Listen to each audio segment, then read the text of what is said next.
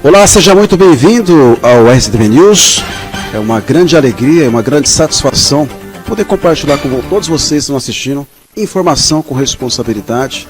E hoje, mais do que nunca, nós vamos explorar muitas questões envolvendo arte, literatura e duas histórias de vida que eu tenho certeza absoluta que você que está do outro lado vai se emocionar. Só de olhar aqui, eu já fiquei emocionado, porque são histórias de superação, histórias de luta contra o preconceito racial que infelizmente existe, né, principalmente ali na Europa, né, e a gente tem muitos brasileiros sofrendo ainda hoje com isso. Ela vai contar daqui a pouquinho essa história. Eu não vou entregar a rapadura ainda. Primeiro é só uma apresentação e eu queria dar as boas-vindas. Primeiro, pedir para o Adriano já abrir a tela. Nós estamos recebendo aqui duas figuras ilustres.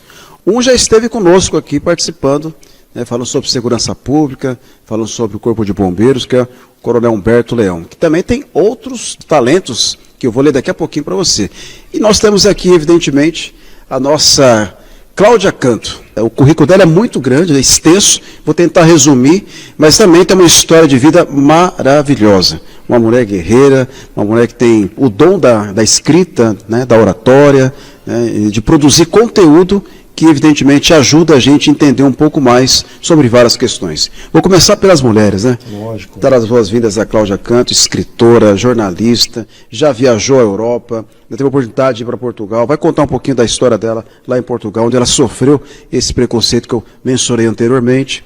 Um prazer enorme, um privilégio receber aqui nesse programa para você poder falar um pouquinho sobre literatura, falar sobre a sua história de vida e as periferias, sim, que evidentemente é um local que nós precisamos mais do que nunca, né, alcançar com literatura para tirar esses jovens das drogas, das ruas, que é uma coisa muito real, principalmente aqui no Brasil. Seja muito bem-vinda. Sim, eu agradeço, obviamente, a oportunidade, que oportunidade maravilhosa. Muito obrigada, Roberto.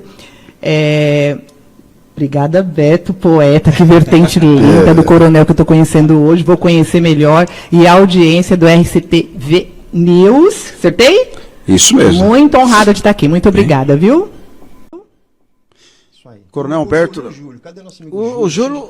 O Júlio, como sempre, aquele menino que faz muitas surpresas, chega no momento exato para poder também participar. Júlio Almeida é o nosso jornalista fixo aqui do RCTV News, que também vai me ajudar a fazer algumas perguntas, algumas indagações. Mas antes do Júlio... É bom, né, gente? Boa noite a todos, boa noite a todos que nos acompanham. Mais uma vez, desculpa, porque a correria está demais. Né? Que bom que está assim, pelo menos o dia passa, né, gente? E a natureza é movimento. Eu agradeço a todos, né? Mais uma vez é bom ter você conosco. Seja muito bem-vinda. Obrigada. Obrigado pela inspiração que você traz para a vida da gente, que olha... Pelo luta, pouco, né, que o Roberto me contou, olha, tem história para contar essa noite. Se tivesse me avisado, Cláudia Canto, você vai passar tudo isso nessa vida, eu não tinha... Não, menos. Deixa eu ser bombeira, vai. Mas valeu, né? Amor de valeu, Deus. Não valeu? Valeu. Agora, né? Valeu, agora a gente ri. Coronel, seja bem-vindo mais uma vez. Obrigado pela indicação e parabéns também pela sua experiência em outras áreas que faz de você esse ser humano diferenciado. Parabéns. Então, esse contato até a gente conseguir arrastar, trazer a Cláudia Canto aqui, tem muito a ver com essa situação de bombeiro, né?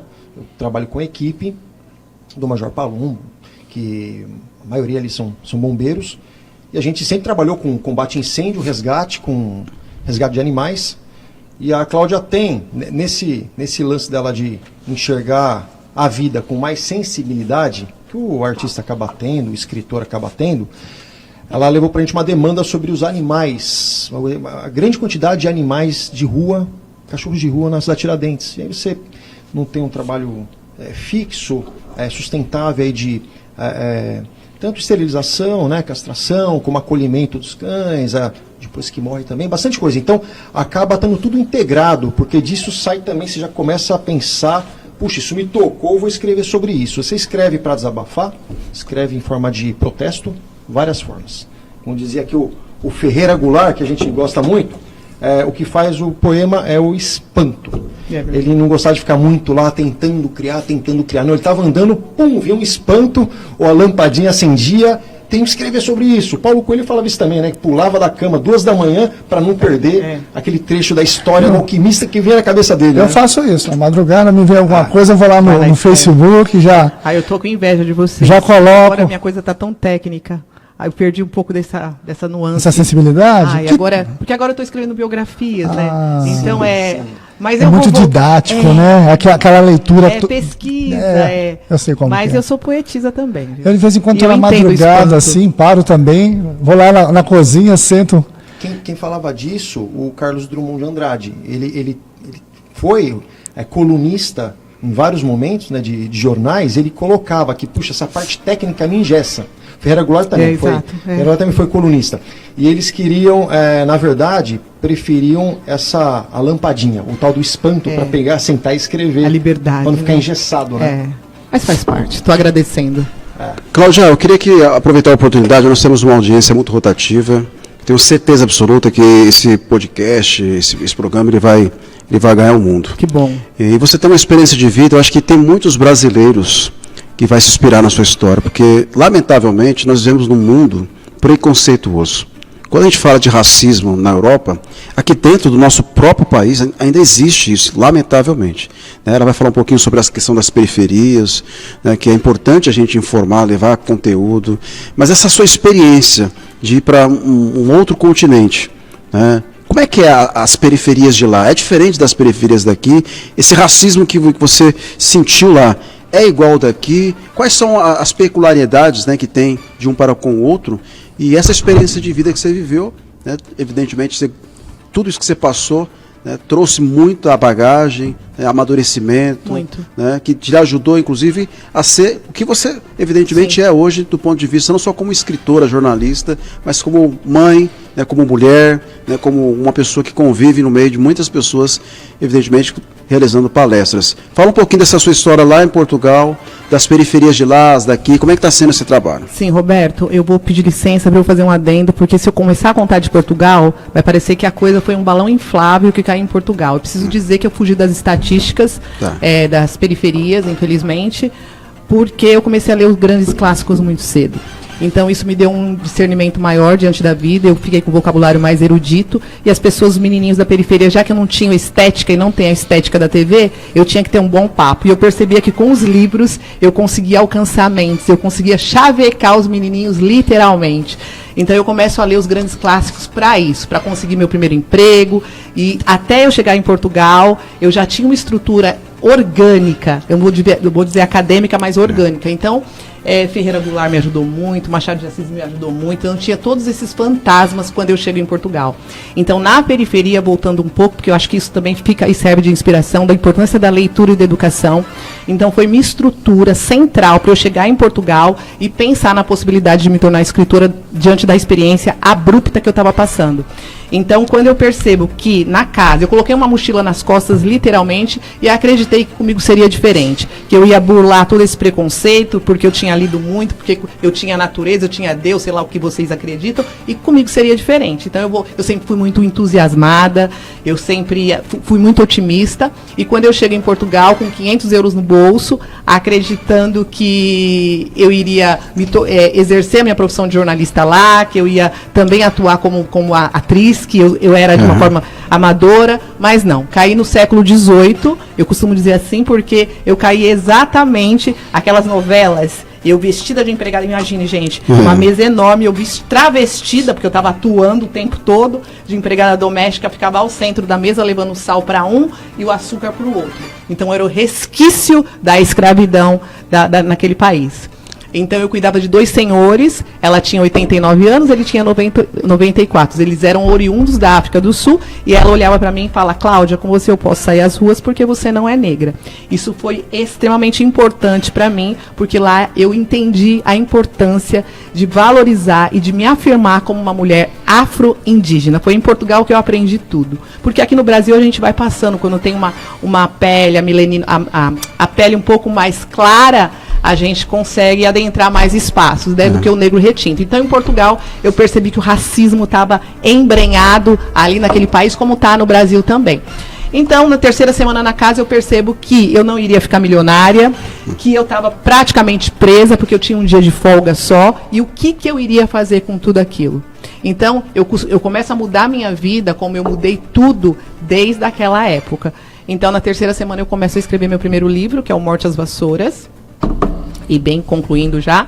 E nessa história de escrever, eu me agarrei nesse sonho e voltei para o Brasil acreditando que eu ia me tornar a Paula Coelho, ia ficar milionária, ia mudar minha história, a história da comunidade, que eu ia ficar best-seller, que eu ia viralizar. Obviamente que não foi isso. Mas respondendo a sua pergunta, sim, o racismo está aí em todos os lugares no Brasil, na Europa. Só que quando você tem um pouco mais de discernimento, você tem um pouco mais de cultura e educação, você consegue se livrar melhor. E foi o que aconteceu comigo. Mas existe periferias também nessa região parecida com a do Brasil, ou o desenvolvimento lá é bem superior? Tem bairros periféricos, mas assim, é outra história, né? Portugal, apesar de ser o país que o menor salário mínimo da Europa, tem todas umas dificuldades também, mas as periferias não chegam aos pés do que a gente tem no Brasil, né? Não tem favelas, como eu acabei de voltar da Suíça, isso aí também. Tem os bairros um pouco menos abastados, mas não chega aos nossos pés, né? Então, tem os mesmos problemas sociais, racismo, os angolanos, está lá invadindo Portugal. Eu costumo dizer que todos os países que Portugal foi lá e colonizou, tá tudo lá. O feedback, o bumerangue, voltou tudo lá. Uhum. Os países da língua portuguesa da África estão todos lá. Mais ou menos, Lisboa virou um Brás, assim. Então, você percebe que a imigração está lá e não sei o que vai acontecer, porque Portugal não tem como acolher tanta gente. Então, é um problema muito sério. É um detalhe, o coronel, o senhor trabalhou muitos anos no Corpo de Bombeiros. Sim. E tem uma larga experiência em resgate, principalmente em áreas periféricas, regiões mais complexas, principalmente nessas regiões da Grande São Paulo. Sim. A Grande São Paulo é um país, né? Se você pegar a região leste do estado ali, né? A Radial Leste, você vê a quantidade de carros, né? Aquela parte de São Mateus, Taubaté. Eu não vi isso em lugar nenhum do Brasil. Eu rodei o Nordeste, o Centro-Oeste e o Sul. Santa Catarina e Rio Grande do Sul estava começo do ano lá. Eu não vejo nada parecido com São Paulo. O Rio de Janeiro que mais se aproxima. Mas os demais estados, esse volume onde tudo acontece, uma ocorrência atrás da outra, ocorrência policial, acidente, hospitais entupidos, né? Mesmo tendo tantos hospitais, essa problemática nas escolas aí que nós estamos agora com esse problema, né? Quando acontece um fato, a gente fica com a antena ligada na violência nas escolas, mas da forma que é São Paulo, quinta maior cidade do mundo, era a quarta, agora é quinta, foi ultrapassado por um país da Ásia, pelo que eu me lembro, mas é a maior cidade do hemisfério sul do planeta.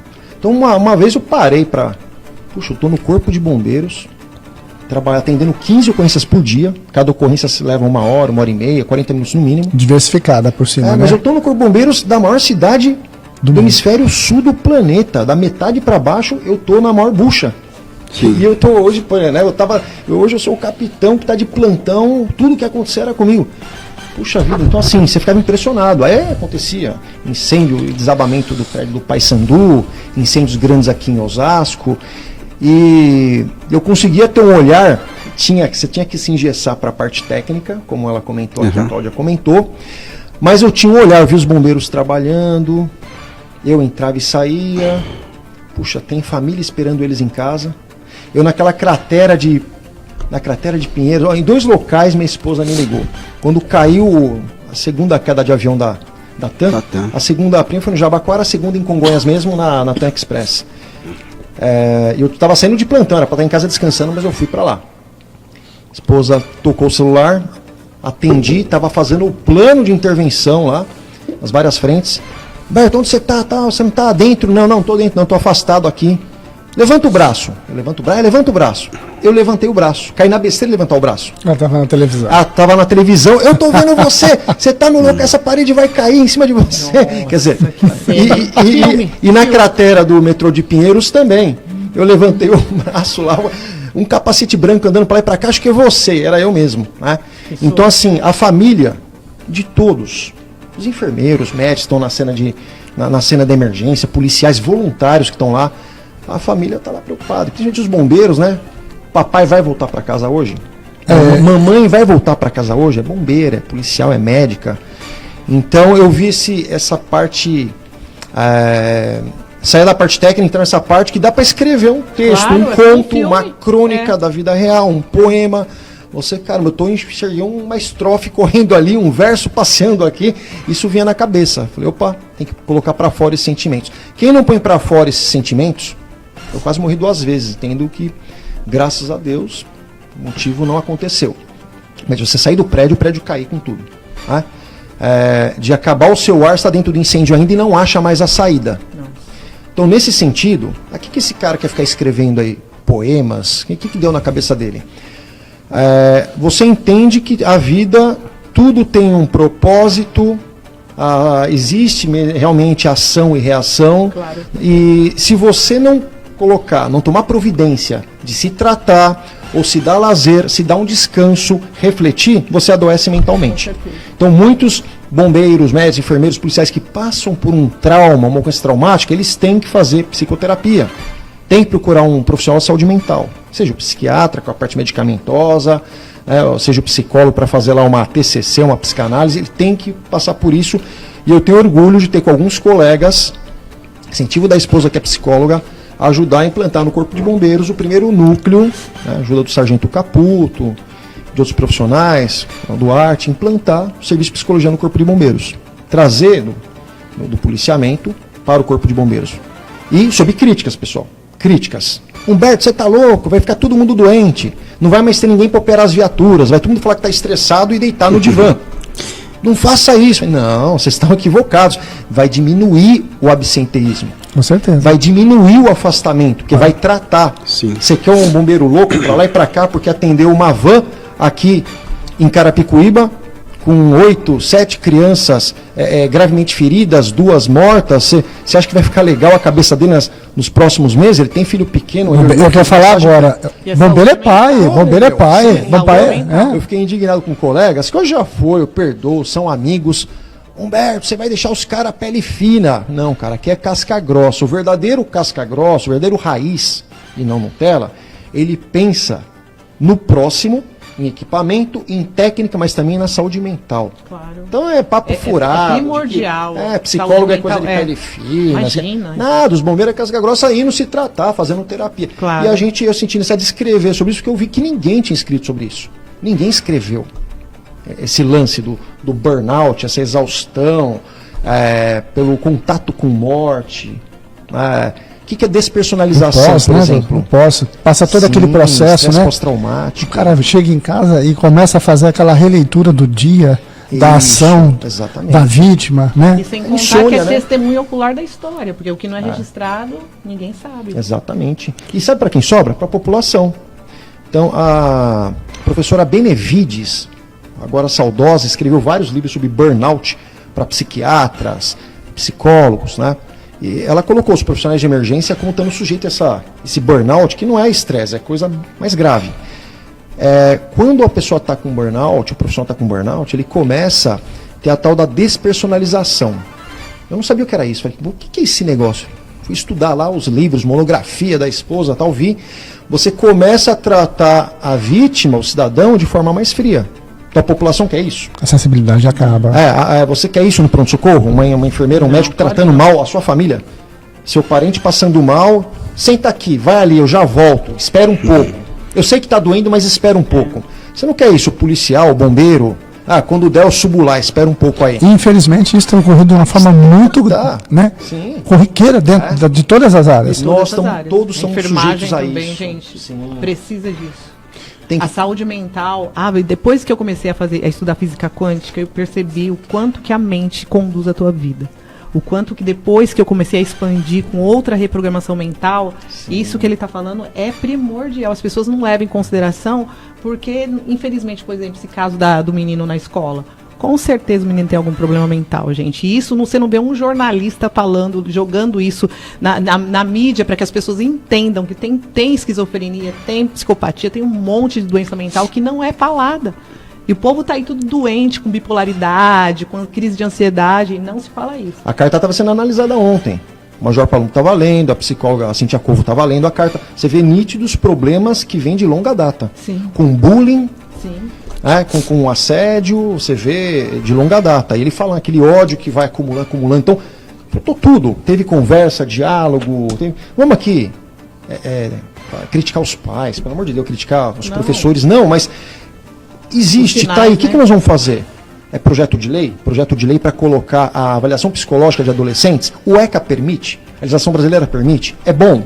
Detetor de metais. Não quero, outro não quer. É importante, né? Rondas policiais, conversar mais. Esse programa ProERD, que a polícia vai lá e explica sobre prevenção de drogas e violência. Pô, é bacana, vamos expandir. Só vamos pensar em soluções, não ficar enxugando gelo, quando vai ser o próximo. Não, isso é muito importante. Eu queria não atrapalhar, mas contribuir, porque eu estou vendo alguns livros na mesa e as pessoas estão nos assistindo. Esses livros é para sortear, Coronel? Nós vamos sortear alguns livros aqui. Tem um livro bem bacana que fala de cordéis, sobre a história de 15 mulheres negras, muito legal, um lançamento. E vamos sortear, né? Pegar o... Pode pegar ele na mão e mostrar aqui na câmera. Bacana também, que todo mundo conhece, nosso querido Braulio Bessa, um gigante aqui dos poemas. Vamos sortear Braulio Bessa. Esse aqui é o novo, tipo, Um Carinho na Alma, bem bacana. Esse eu quero. Esse aqui também esse é topzera, né? Jari de Arraes. Heroínas Negras Brasileiras em 15 Cordéis. Esse aqui arrebenta. São 2 livros que estão bombando e a gente acha que vocês merecem coisa E não esquece Morte boa. às Vassouras. Aqui. Morte às Vassouras é um barato. Até esse título é demais, né? Muerte a todas Morte elas. às Tem uma poesia, eu quero Vassouras. recitar a poesia de Morte às A Vassouras. história de quem sofreu muito da periferia da cidade de Tiradentes para a Europa, para o mundo. A foto ficou É fantástica. quando eu comecei a me libertar. É, Eu descobri meu libertar, sagrado verdade. feminino, eu comecei a dançar. Como Sagrado a dança é feminino, importante. olha só. Aí tiraram uma foto e falei, não, já Da cidade de Tiradentes para o mundo, né? E não só escritora, editora também. Então, nós vamos sortear. E quais são os critérios que tem que ser utilizados para ganhar esse livro aí, Coronel? Dizer que é com exclusividade. Vamos comentar, vamos dar uma curtida, né? Vamos fazer comentários no nosso podcast, vamos ajudar. Por quê, pessoal? O objetivo é realmente dar audiência para que várias pessoas tenham a dificuldade que a Cláudia colocou aqui. Tem muita gente boa que escreve coisa boa. Vou dar um exemplo.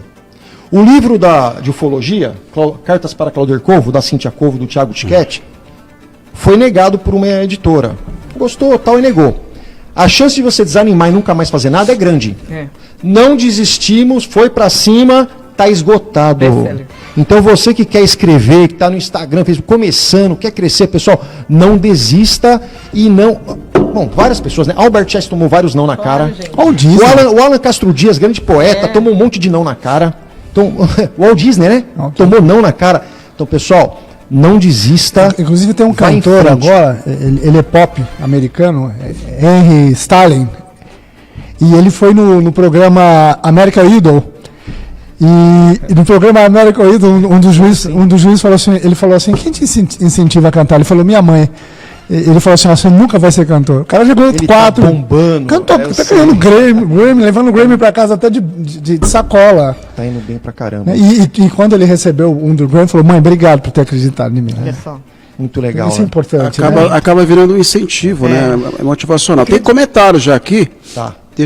Vocês que estão nos assistindo pelo Facebook oficial, porque tem agora, são mais ou menos umas 50 páginas, estão retransmitindo a mesma live. Então, na página oficial da RCTV Interativa, você que está assistindo aí, coloque o seu nome e, se possível, o seu e-mail também, tá? Porque a gente vai fazer um sorteio, a gente vai pegar os nomes, já tem Ros Batista, abraço a todos, Coronel Humberto, grande amigo. Rosalvo.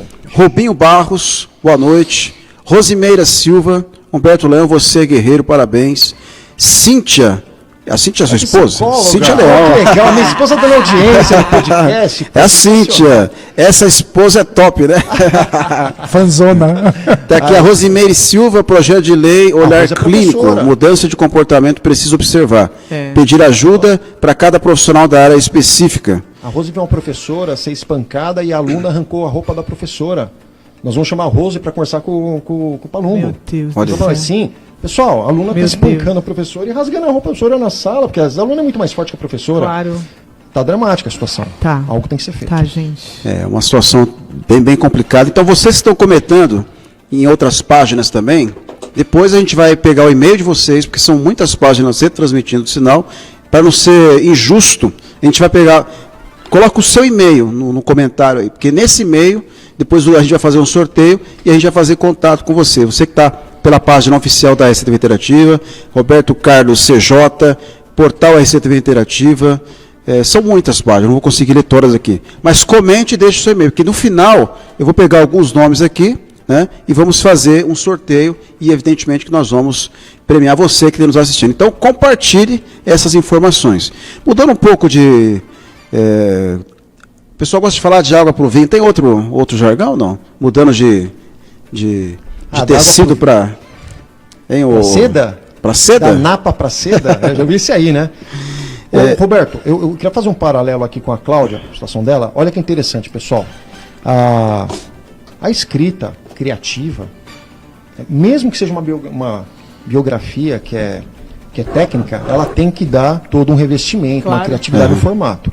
Mas a escrita criativa, vamos falar aqui dos contos, crônicas e poemas, eles têm muito essa importância de fazer terapia, com quem escreve e com quem lê. A Cláudia passou por preconceito, por exemplo. A Rupi Kaur, que vende pra caramba, deve estar no Canadá ou Estados Unidos, mas é da Índia, né? Ela tem uma frase dela aqui muito importante que marcou a gente. Você partiu e eu ainda te queria, mas eu merecia alguém que quisesse ficar, mesmo tendo sofrido abuso. Então olha como a pessoa fica...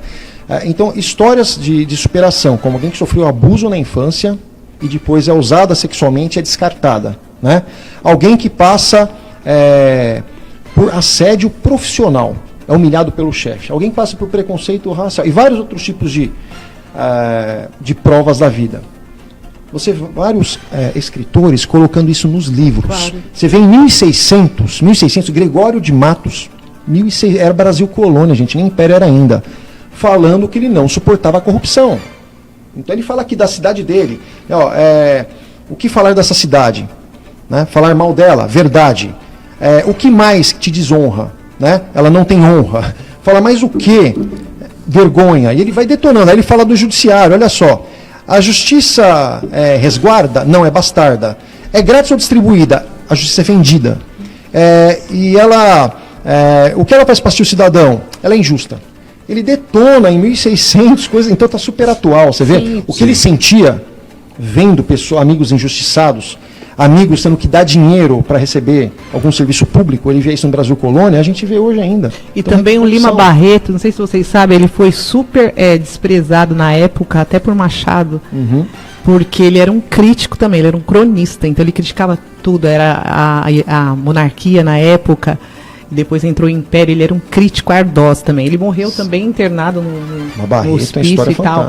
E eu tô lendo um livro dele, é uma coletânea de críticas da época que tem tudo a ver com a atualidade. É incrível, né? Deram ordem para rasgarem e colocar fogo em textos do Gregório. Não tinha livro compilado, foi ter depois. Ele ia soltando os textos, e nas rodas da Bahia, né, Rio de Janeiro, rolavam os textos. Começou lá realmente em Salvador, né? E mandavam colocar fogo e rasgar, porque ele era Boca do Inferno, o apelido que ele ganhou.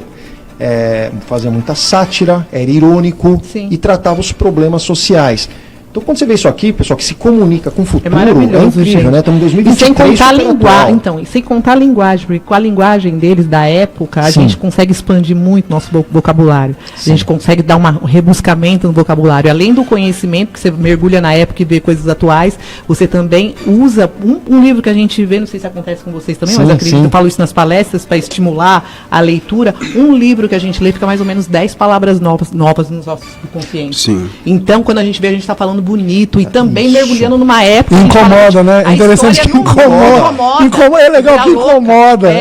Aí você fala, a história não muda, é sempre uma coisa de vai e volta. É uma incrível a literatura. A mente que se abre a uma nova ideia jamais terá o mesmo tamanho. Sentido metafórico. E aqui você pega pessoas reclamando, protestando, em 1600, estilo barroco. 1900 e pouquinho. Concretismo, neoconcretismo, Ferreira Goulart. E contemporâneo, Rupi Kaur, Braulio Bessa, Alan Castro Dias. Literatura suposta. Isso. Não pode rótulos, mas vou me enquadrar da forma que eles me enquadram. Literatura marginal, com muitas aspas, né? Que também tem uma linguagem aí que eu olha, literatura marginal, eu já ouvi agora. Agora só. Já tem desde, eu já estudar literatura marginal, inclusive a Cláudia Canto entrou nas universidades com a literatura aspas marginal. Não era dessa forma que eu queria entrar, porque eu acho que quando a gente é escritor, a gente quer escrever de tudo, e eu não quero só escrever de periferia, mas enfim, eu levantei tanto uma bandeira que agora eu não sei como sair dela. Cláudia, mas parece que tudo nesse momento que é contra uma ideia, ou pelo menos uma filosofia, é marginal.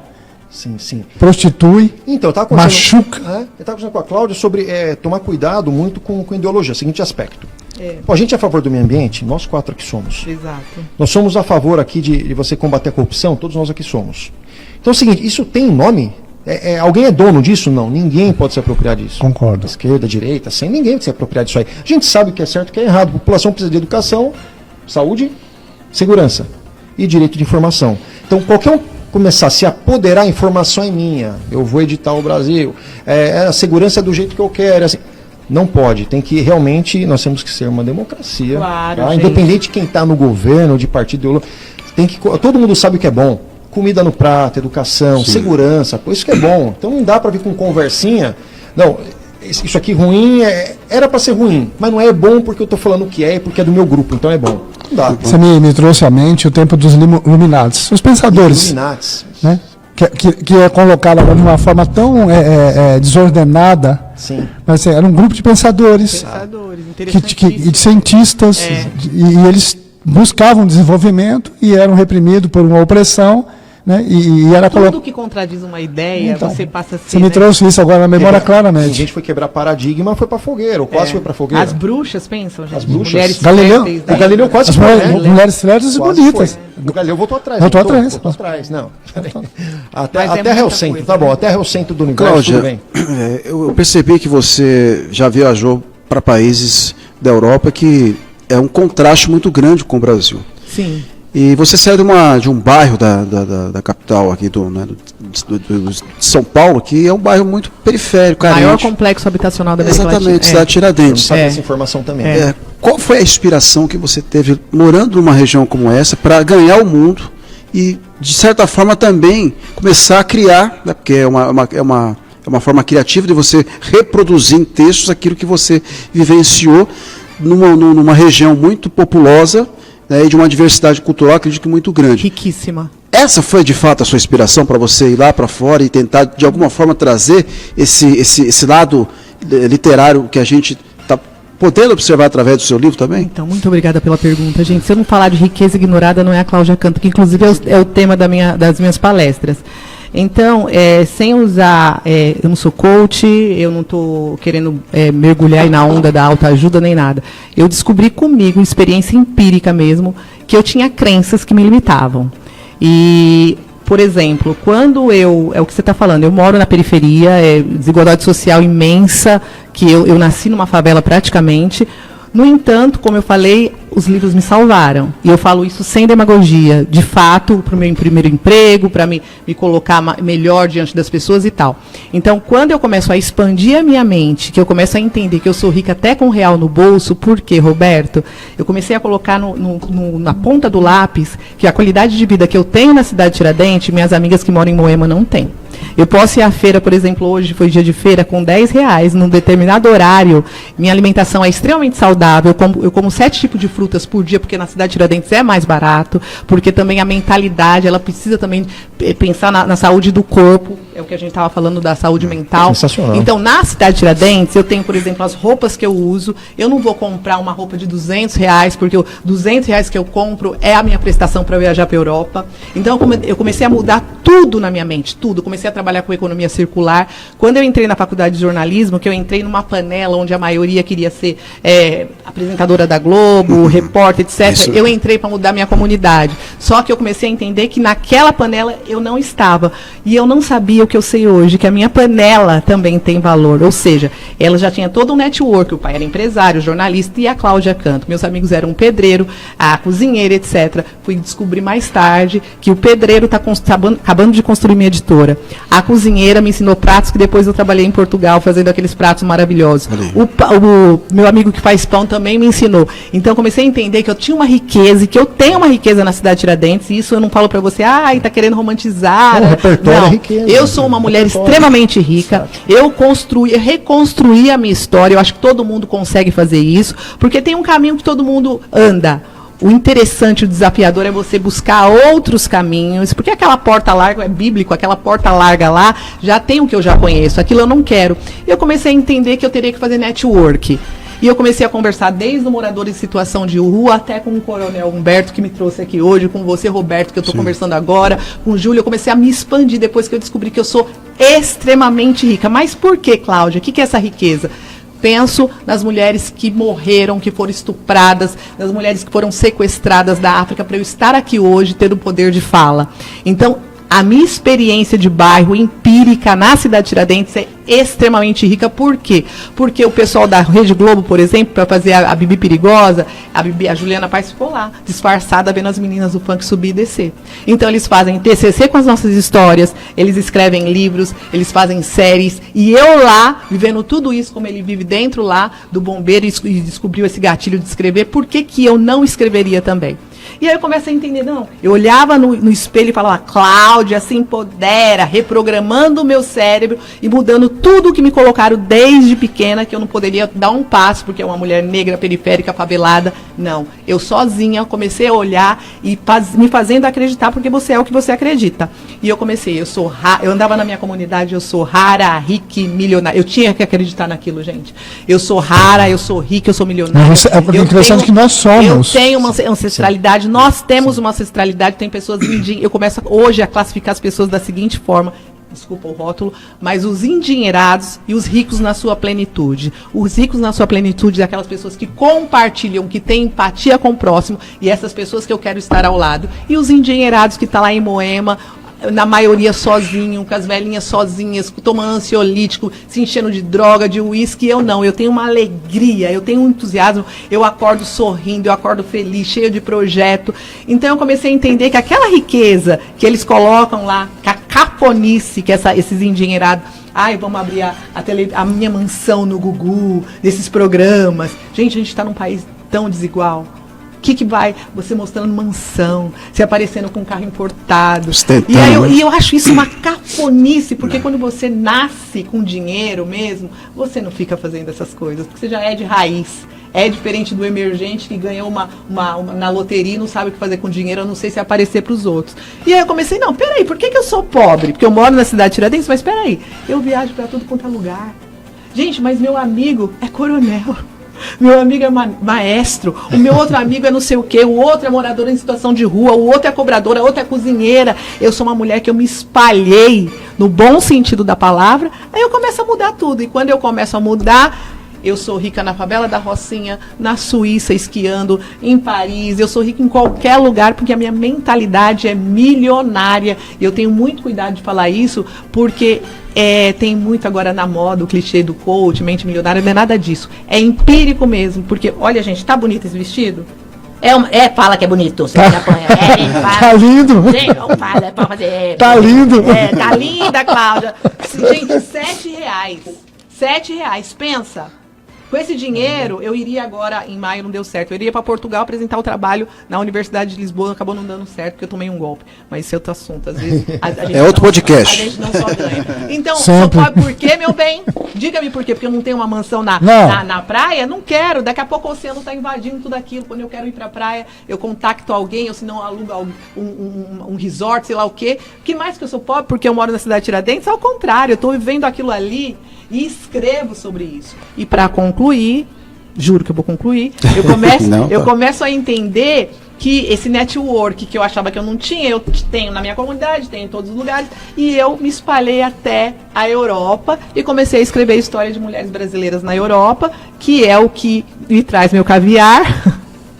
Então, meu trabalho é assim, e eu tenho a oportunidade de escrever histórias de mulheres que sofrem assédio, racismo. Estou escrevendo de uma ex-prostituta. Então, eu vivo histórias e se você me perguntar, e aí, Cláudia, você está na cidade de Tiradentes? Mas, gente, por que eu vou sair de lá? Na verdade, você vive vidas, né? Eu não sobrevivo, eu vivo na plenitude da vida. Eu vivo milionário em qualquer lugar. Para que eu vou pagar um imposto maior? É longe? Pra caramba! Só que ali é só um ponto, porque a minha mente, é paraquedas. Lembrei do Paulo. Paulo, na Bíblia, ele comenta, pode aprisionar meu corpo, mas a minha mente, ela já estava viajando para as várias igrejas, né? Gente, Efésios, Coríntios. Estava viajando, escrevendo as cartas. E na pandemia a gente assistiu assim, né? Você tem que ficar aqui, tô lá. Então, tô preso. Mas aí aflorou, né? Aflorou a criatividade, escrever e pôr para fora as coisas que a gente sentia. Né? Eu queria colocar uma coisa, Roberto. Fica à vontade. Você viu a Cláudia colocando agora, falando de você ter o amor próprio, reconhecer a sua riqueza. É importante também, Drummond fez isso, Mário Quintana, eu vejo o Ferreira Goulart fez muito isso. A autocrítica, que falta a muitos. A muitos. Faltou a mim em algum momento. Faltou a mim em algum momento amor próprio. faltou em mim em algum momento sensação de autossegurança, buscar segurança em mim mesmo, e também autocrítica. Eu queria dar um exemplo que a gente se identifica muito. Hoje de manhã, por exemplo, depois que eu acordei, dei um telefonema para ver um problema burocrático, tá? Nada a ver lá com o gabinete, e fui maltratado por uma pessoa. Talvez sem idade para ser minha filha, provavelmente. Bastante maltratado, e você quer evitar de dar carteirada, sabe quem está falando? Não, você quer evitar esse tipo de coisa. E eu lembrei do Ferreira Goulart. Ele, colunista de um jornal, já era poeta famoso. O Ferreira Goulart, andando pelas ruas, um casal, até da mesma idade dele na época, por volta de 40 anos, tal. Você, tal, vem aqui, dá um autógrafo. Tá? Não tinha selfie naquela época. Deixa eu falar com você um pouco. Talvez um autógrafo, talvez falar com você um pouco. E ele não deu atenção suficiente para o pessoal, para os fãs dele. E, puxa, então o que eles esperam, né? Estou falando com um poeta, eu quero ver o poeta falar. E ali era só o Zé Ribamar, que nasceu lá no Maranhão, que estava indo fazer uma coluna. E ele ficou com peso na consciência depois que ele sentiu que ele maltratou as pessoas ou não deu atenção devida. Ele escreveu um poema, Traduzir-se. Travou só um trecho, tá? Traduzir-se, Ferreira Goulart. Uma parte de mim é todo mundo, outra parte é ninguém. Fundo sem fundo. Uma parte de mim é multidão, outra parte estranheza e solidão. Uma parte de mim pesa, pondera, outra parte delira. Uma parte de mim almoça e janta, outra parte se espanta. Essa se espanta é o poeta. Então o que ele viu? Gente, ele falou, vou fazer um poema criticando a mim mesmo. Porque um lado meu é aquilo que eu mesmo critico. Não dá atenção, maltrata as pessoas, é mal educado, briga no trânsito, faz gesto, fala palavrão. Por causa de uma fechada no trânsito, dá um tiro na cara do outro. Então o poeta ele coloca isso. Puxa, eu não sou tudo isso que acham. Eu sou um só, mas uma parte de mim é todo mundo, outra parte é ninguém. Complexidade humana. Então essa parte que é ninguém, que só eu sou, é quando ele vai para a criatividade, recebe o tal do espanto, a inspiração, e começa a escrever. E só ele vai estar aqui, não está copiando o Drummond, não está copiando o Manuel Bandeira, nada. É ele. Mas outra parte falou, eu estou mesquinho, eu estou brigando na fila do supermercado. Porque passaram à minha frente, eu quero passar à frente. Olha que incrível. Então, o amor próprio, você vai ver a Rupi Kaur pegar em vários momentos, falar disso, a Rupi. Ele também, o próprio Drummond fala, no momento dele se respeitar, e é o que ela falou aqui, a Cláudia, da riqueza. Mas, gente, a autocrítica é importantíssimo. Eu vejo muita gente que se acha prefeitão, e aí fica língua ferina, críticas gratuitas, jogo de narrativa e língua ferina. E fala mal do outro, não passa aquelas famosas 3 peneiras, né? Então, vou ajudar a pessoa com alguma coisa? Vou me ajudar? Vou ajudar a sociedade? Não, então o cara nem fala. Nem fala. Falar mal da Cláudia, vamos falar mal da Cláudia. Vamos ganhar o que com isso? Nós vamos ganhar. Ele não está usando o meu sapato para saber, né? Sim, uma coisa, Cláudia, é a crítica técnica. Olha, eu entendo que o Roberto podia ter feito uma pergunta mais longa, que o deputado podia ter feito isso, que o governador tinha que ter feito aquilo. É técnico. Eu não vou com a cara dele porque ele... Né, mas é construtiva, né? Ela é técnica, mas é construtiva. Então, uma vez a questão é você levar para o pessoal e falar assim, eu não quero por causa disso, né? Como você acabou de comentar, Beto. Uma vez um comandante falou, não existe crítica construtiva. Toda crítica é destrutiva. Mentira. Mentira. Se você é amigo... Né, Roberto, Cláudio, são meus amigos, ó. Por favor, abre o coração. Se eu tiver errado, depois eu peço perdão. Isso aqui não foi legal. Reflete a respeito. A gente pode melhorar. Bom, pessoal, é o tal da verdade e amor. Isso é uma bênção. É a verdade e amor. Ainda mais eu que estou exposta ali, às vezes fazendo uma que... Aí tem, ó, ali ó, no cantinho, quem me cutuca aí, ó. Então ali, você tem verdade e amor, tem verdade e desamor. Humberto, você está ficando velho. Humberto, você está ficando com muita ruga na cara, você tá velho. É uma verdade, um desamor, para que falar assim? Né? Então, desnecessário, é verdade. Porque todo mundo vai ficar velho com ruga na cara. Mas aí você permite, quem tem mais intimidade com você vai poder colocar. Uma vez, eu coloquei para um colega, ó, como tenho proximidade com você está com mau hálito. Pô, tema polêmico, difícil de falar. Amigão, vem aqui, ó. Ai, gente, eu ia agradecer Você tá com mau hálito. Você entendeu, pessoal? Então existe verdade e amor, isso. verdade e desamor, tem a mentira desamor. O que é mentira desamor? Você inventa um negócio para prejudicar a pessoa. É a mentira desamor. E você tem a mentira amor. Minha comida tá boa. Meu amor, seu arroz está sensacional. Entendeu? Puro sal. Essa é mentira, amor. Né? Então tá elogiando lá a comida e a comida tá ruim. Mas mentira. Mas, gente, verdade é amor. Crítica construtiva. Existe sim. E se perdeu? E se perdeu, Beto? As pessoas estão tão no me toque, né? Que tudo dói. Uma sensibilidade fora do normal. Uma palavra que você coloca na internet, você é cancelada, gente, pelo amor de Deus. Você não, sabe, as pessoas estão assim. E a interpretação de texto, onde fica? Eu me lembro que a gente furava o pé no prego, arrancava o prego, limpava o buraco e ia jogar a bola de novo. Não, hoje em dia o cara tropeçou, tem que chamar o SAMU. Eu quero aproveitar exatamente essa questão das influências na construção de um ser humano. Porque nós somos aquilo que nós nos espelhamos, naquilo que nós lemos, naquilo que nós assistimos. Você falou da questão do mau hálito. Nós somos aquilo que comemos. Sim. Porque muitas das vezes o mau hálito é retrato de uma alimentação ruim que o seu estômago está rejeitando. Exato. Não é verdade? Sinais, né, Roberto? Sinais. Então, na vida é assim. Eu queria saber de vocês o que influenciaram na vida. Quem foram os principais autores, os escritores, para que vocês tivessem a motivação. Porque nós estamos falando de literatura e é algo tão surreal no Brasil. Uma criança hoje pegar um livro para ler, ou o pai incentivá-lo, é muito difícil. E não, está no celular, vendo informações e só dedilhando, né? Muito rápido as informações, não consegue parar 30 minutos, 1 hora para tentar ler alguma coisa. A gente é tão importante. Não se concentra. Isso dá uma pobreza muito grande. E isso traz reflexos, né? Eu queria saber total, porque você dos dois. Quais são as influências dos escritores e o que isso retratou na formação, não só profissional dos outros, porque o Humberto é um choque de gestão, né? Porque da área de segurança para a poesia, para a literatura. Breve psicanálise. Né? São trabalhos completamente opostos. Né? Alguma coisa te motivou e acendeu essa vontade de poder retratar em livro, né, tudo aquilo que o senhor viveu. E no seu caso, evidentemente, é a mesma questão. É a mesma né? questão. Então eu queria que vocês falassem um pouquinho sobre isso, até para inspirar as pessoas que estão nos assistindo. Pô, eu também já, né, de repente eu tenho essa vocação e não desenvolvo por algum motivo. Vou citar 3 autores e passar para a Cláudia. Infância, Monteiro Lobato, Fernando Sabino, Cecília Meirelles. Coleção Vagalume, nos anos 80, 90, sensacional. Praxe. Você viajava ali. Maravilhoso. Se você viajava sem ter dinheiro para carro, para ônibus, para nada, Tabaleira, Jardim Cabuçu, já sendo na periferia, eu viajava pelo Brasil. E era prova na escola, hein? Sim, Sem tinha que fazer prova. Era prazeroso. Foi importante na formação de muita gente, a coleção Sim. Né? Aí agora já na idade madura, né? Após os 40, a gente começou, eu peguei Carlos Drummond de Andrade, quando eu vi ele falando em Boitempo, livro chamado Boitempo, ele descrevendo todo o sítio, todos os detalhes da vida rural. Lembrei tudo minha infância, no sítio com a avó, com os tias lá, dando milho para os porcos, pegando. Tem um poema que chama Bicho de Pé, é um bicho geográfico. Eu e minha irmã lá com bicho geográfico, meu pai e minha mãe querendo tirar com agulha, com álcool lá do solo do pé. Gente, mas é incrível, o pé estava vermelho, a balança amarrada na mangueira. Né? E aí vinha aquela ventania, falavam de lobisomem, o café e o bolo e no fogão de a lenha. Olha, gente, né? Tanta coisa. Eu sou machadiana até as patas, pelas patas.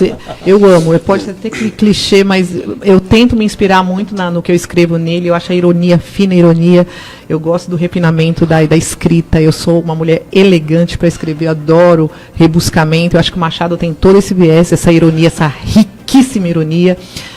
Obviamente, Clarice Lispector, Maria Carolina de Jesus também, que foi começou tudo aí, escrever sobre...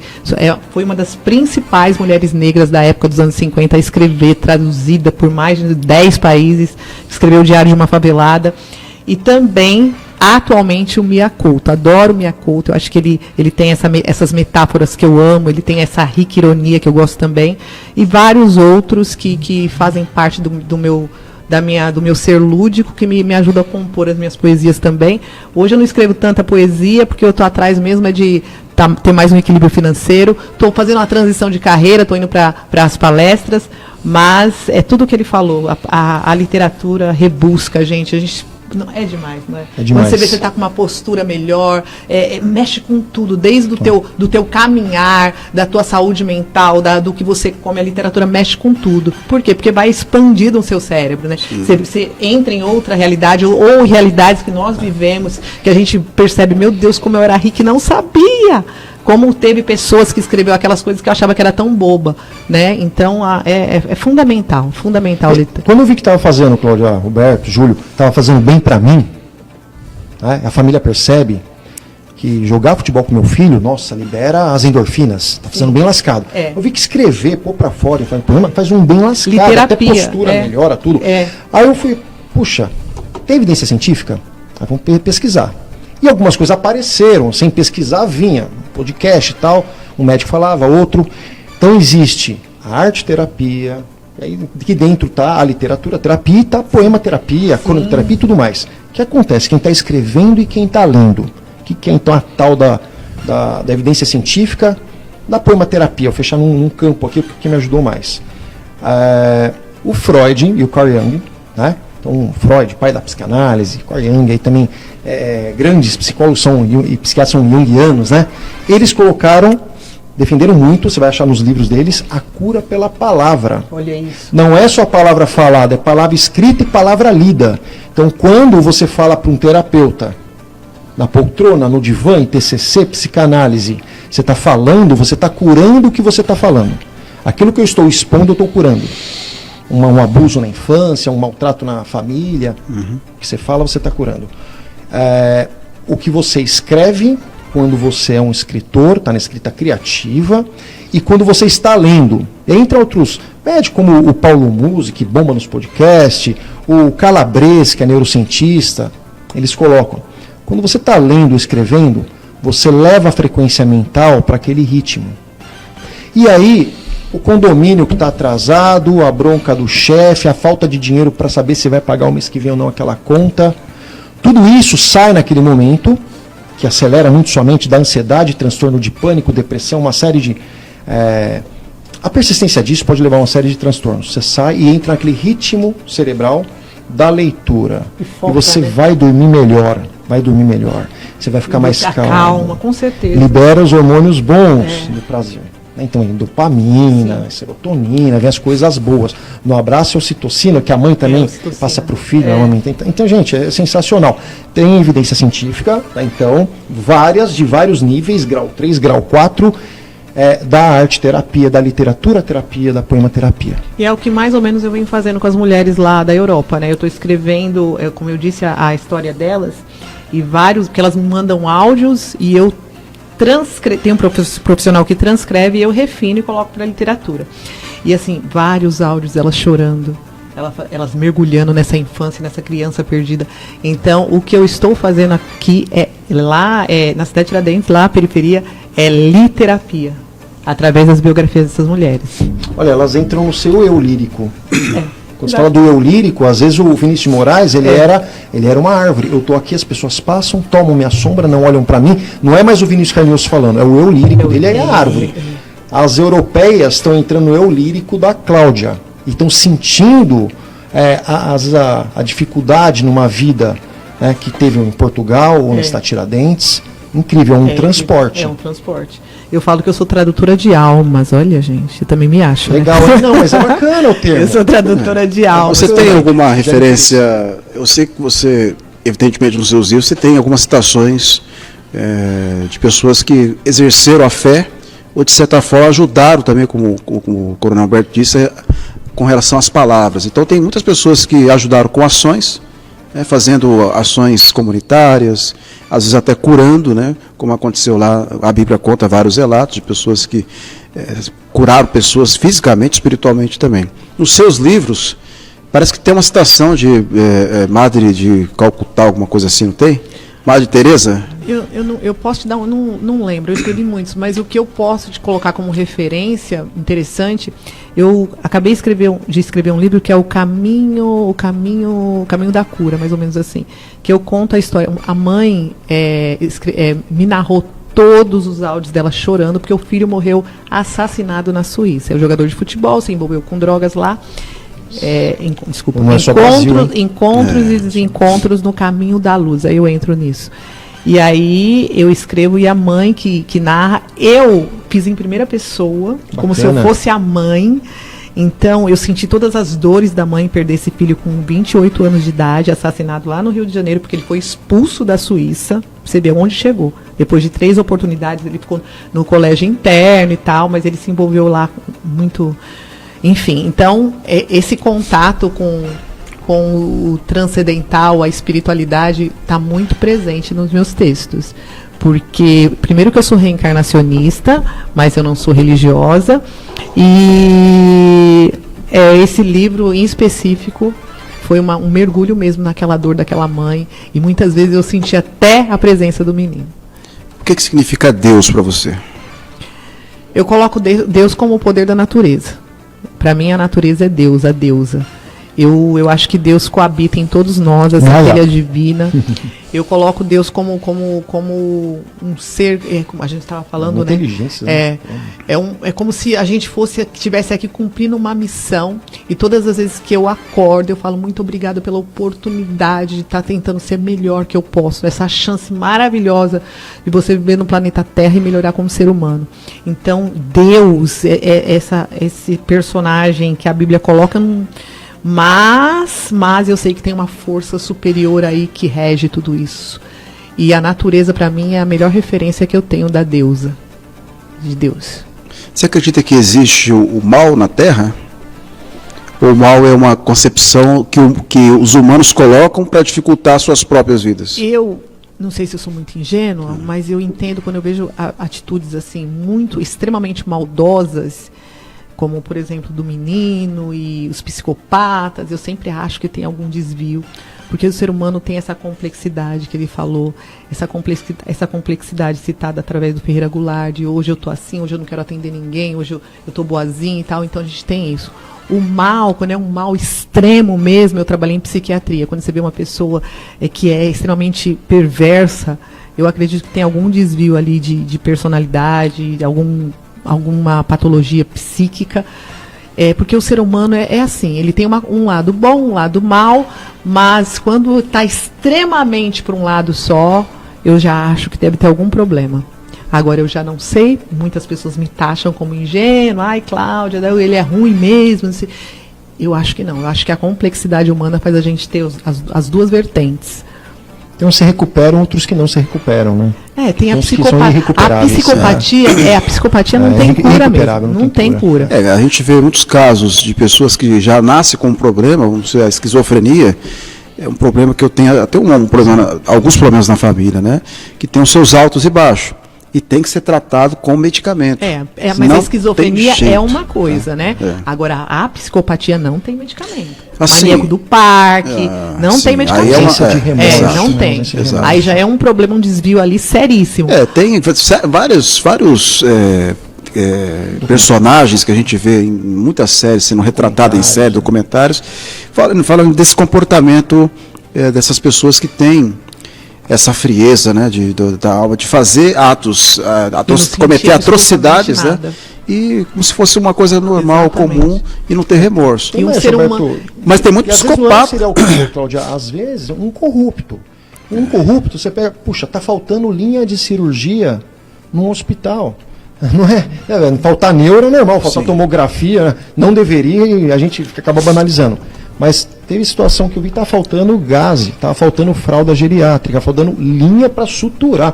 Como, gente? Então, assim, aí você vai ver, tinha um desvio enorme. Então, apesar de não ser lá um serial killer, esse corrupto que não tem esse assassino, remorso, esse cara é um assassino disfarçado de colarinho branco.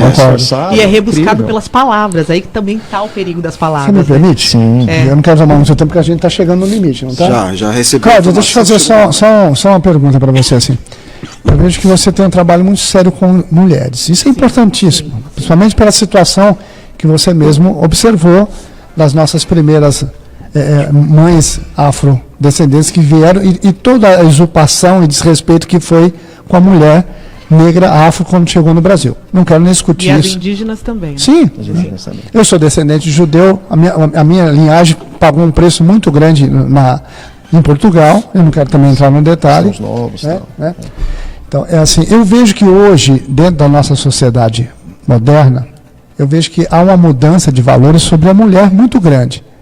Assim, eu vejo professoras, profissionais que se empenham a um ponto de trazer um valor e um sucesso dentro da área, não serem literalmente valorizadas, profissionais sérias como você, e ao contrário, como a gente vê a Richthofen e outras dentro do mesmo segmento, que literalmente são abraçadas e adoradas, deixa eu usar o termo, de uma forma que, na minha visão, com todo respeito, é a minha opinião nesse exato momento, agride muito a mulher séria e competente que tem distribuído e gerado um valor que deveria ser reconhecido pela nossa sociedade. Como você vê isso dessa forma?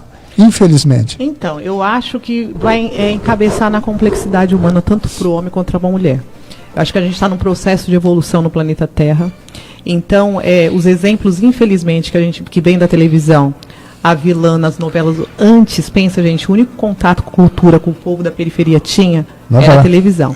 E o que a gente via na televisão? As vilãs sempre é amante, ela deu golpe, ela tem que mostrar o corpo, tem que colocar o peito e tal. Então isso, incutido na sociedade da época, pensa, eu ligava a televisão, eram as Paquitas da Xuxa, que referência que eu tinha de mulher negra na televisão? Nenhuma. Ai, Cláudia, isso não é nada, isso é horrível. Representatividade é extremamente importante.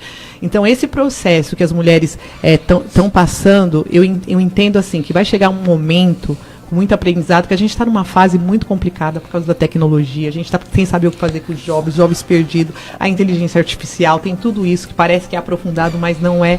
Então a mulher está dentro desse ritmo também, como o homem está todo mundo aprendendo. O homem está se desconstruindo, a mulher também, o que a mulher fazia antes, eu preciso casar, ter filho, já não é mais a mesma coisa para algumas mulheres, para algumas continua sendo.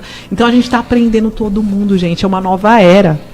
E aí entra no que você me falou, dessa serial killer. Está na cara que ela é uma psicopata, ela não tinha que estar aqui entre a gente, tinha que estar afastada. E isso é pouco discutido na televisão, a psicopatia. Você vê esse serial killer. Ninguém ali, não vejo jornalista falando que possa ser que o menino é psicopata. Não tem isso passa batido, gente. É extremamente importante a gente falar sobre saúde mental. Que está aí, às vezes está do lado de um psicopata e não sabe. Tem programa que está romantizando a Elise Matsunaga. Está romantizando. Já tem a Netflix. Então, todo esse processo que engloba o que você está falando da psicopatia e também desse grau, desse patamar, que roupa que eu coloco, eu posso andar pelada, eu não posso, eu sou feminista, eu não sou, tá todo mundo aprendendo, inclusive as mulheres. Porque eu sou uma mulher feminista. Eu não sou radical. Acho que tem que incluir, etc. Estou competindo com homem nenhum. Acho que está todo mundo ali. Mas não tem que competir, gente. Enfim, tem espaço para todo mundo. Mas eu sou libertária, eu tenho uma cabeça de artista, mas eu entendo que esse processo de aprendizado, a mulher, eu faço palestra, eu chamo Despertar da Deusa, trazendo a mulher para o respeito ao seu corpo. A mulher é o portal de Deus na Terra. E quando eu falo Deus, eu não falo de religião. O único ser humano que consegue criar uma outra ser, amamentar, isso é muito sério, gente. O respeito por esse templo divino que é o nosso corpo. Nós somos a igreja, pensa. Então, como teve todo esses ensinamentos, esse retrocesso cultural, sim. Eu cito a televisão, não tem como não citar, porque a cultura veio daquilo, eu assisti aquilo. E quando você vê lá as vilãs, pega uma novela dos anos 80, é sempre a mulher lá dando golpe no homem, e não tem uma atriz principal da época, uma personagem, eu vou estudar, eu vou ser escritora, eu quero ser empresária. Não tem. Agora que está tendo. Enfim, então, é todo um processo. Ok. É sempre o lado ruim que eles acabam enaltecendo. Eu tenho, como eu te falei, várias páginas que nós estamos nos acompanhando. Tem aqui o Antônio Francisco Ferreira Vitória. Ele está lá em Montes Claros, Triângulo Mineiro.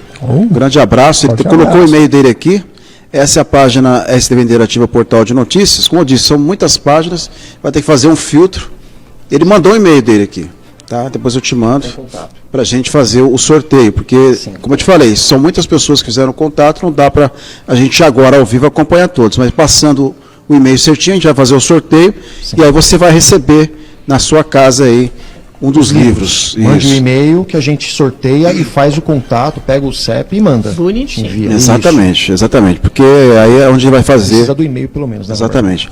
Bom, o nosso tempo encerrou, mas eu queria, antes de encerrar, que as nossas considerações finais, se tem alguma coisa que ficou no ar que você gostaria de falar, olhe agora e aproveite e fale com seus seguidores, seria vamos dizer assim, chover no molhado. Amigos. Ela deve ter uma legião, uma quantidade enorme. Eu vou procurar no de pessoas Facebook e no do mundo Instagram. inteiro, né? Quem me dera. Daqui a pouco eu procuro Bastante amigos. Daqui a pouco eu procuro no Facebook e no Instagram. Amigos no Facebook, amigos no Instagram. Por favor. Exatamente. Obrigado, viu? Eu queria reiterar a importância, gente, da quebra de paradigmas. Eu acho que somos seres humanos abundantes, ricos, plenos. Temos a centelha divina que habita em todos nós, potencialidades. Acho que, como o Beto falou, não desistam. Se quer ser escritora, vai ser escritor. Gente, tem oportunidades. É só buscar caminhos mais diferentes. Se for pelo mesmo caminho, não adianta. Busca atalhos, porque dá para chegar lá sim.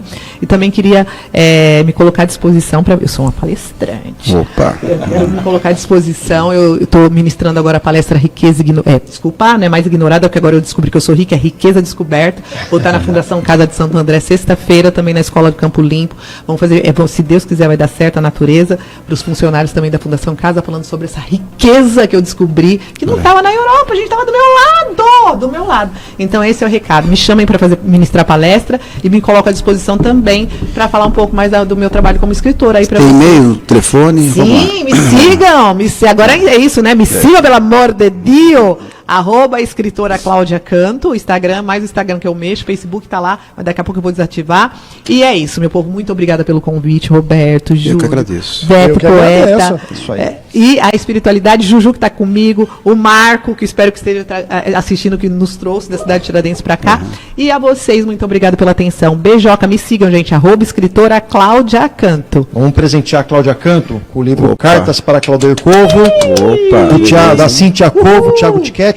Esgotado a edição impressa, futuramente vai ter mais edição impressa, mas você encontrou o e-book lá no Amazon, nas melhores lojas. Então, sobre ufologia, do lendário Claudir Corvo, o maior ufólogo brasileiro. Adoro, muito obrigado. Para o filho do Roberto, o Roberto e o Júlio hoje não vão ganhar nada. Ganharam História de Bombeiros outro dia, mas o filho do Roberto vai ganhar o Dodge Dart, que levou ao capitão de Santo André até o incêndio do Joelma em 74. Essa viatura existe ainda, está lá na manutenção do Corpo de Bombeiros, provavelmente em breve vai estar no Museu do Corpo de Bombeiros. O Dodge Dart RR é um isso agora, está no museu. Que o filho do Roberto Carlos tem um programa bacana sobre carros antigos, muito legal. Então, para o seu filhão, eu sei que ele vai adorar, vai gostar dessa réplica. Não é brinquedo, é uma réplica de colecionador. Esse aqui vai ser guardado a 7 chaves. Olha que coisa linda. Quem vai brincar é o Beto. Eu queria concluir, já que falou da Madre Teresa. Sensacional. Madre Teresa, então.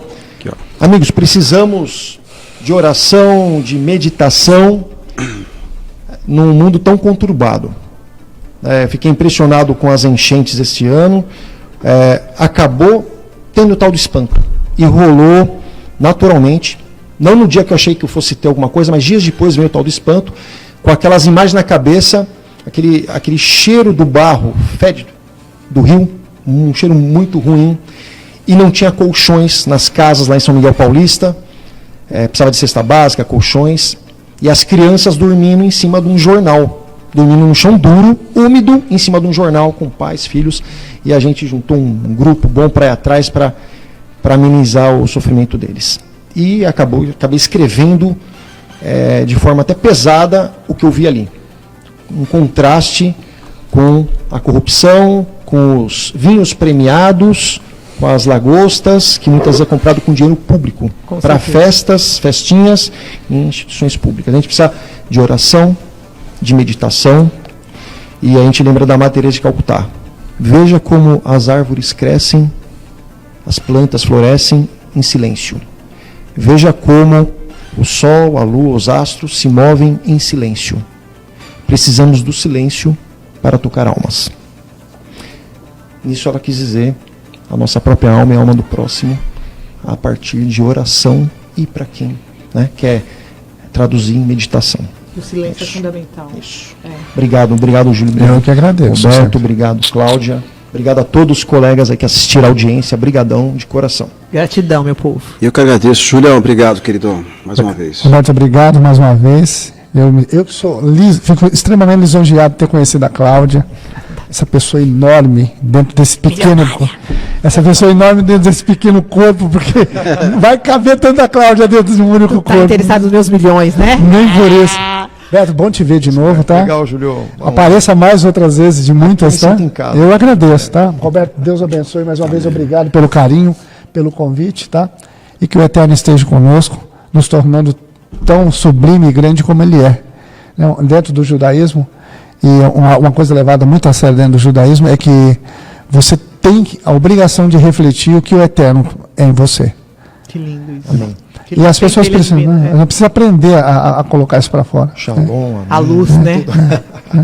É isso. Colocar Valeu, Betão. Obrigadão mais uma vez. Depois de uma aula tão rica como essa, né? Nossa, todo mundo milionário agora. Esse vídeo está publicado, vai ficar disponível para você assistir quantas vezes você quiser. Afinal de contas, a internet tem, né, essa democracia para a gente poder assistir vários conteúdos.